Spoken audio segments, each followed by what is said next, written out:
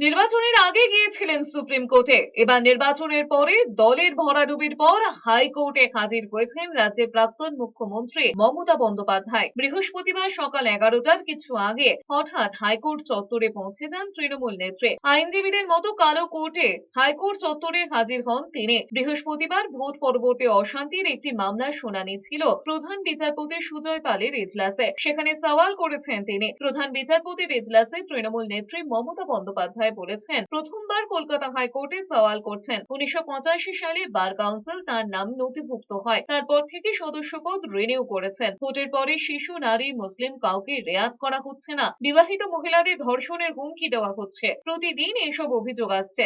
ঘর বাড়ি লুট করছে, আগুন জ্বালাচ্ছে, পুলিশ কোনো পদক্ষেপ করছে না।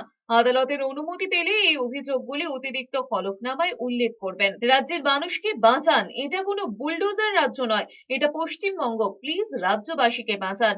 অন্যদিকে রাজ্য সরকারের আইনজীবী ধীরাজ ত্রিবেদী পাল্টা সওয়াল করেছেন, ওই সব অভিযোগের কোনো ভিত্তি নেই। তিনি এজলাসে বলেছেন, নির্দিষ্ট করে তথ্য দিয়ে বলা হচ্ছে না কোথায় কি ঘটেছে।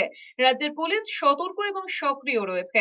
নির্বাচন পরবর্তী সময়ে রাজ্যের বিভিন্ন প্রান্তে অশান্তির অভিযোগ উঠেছে।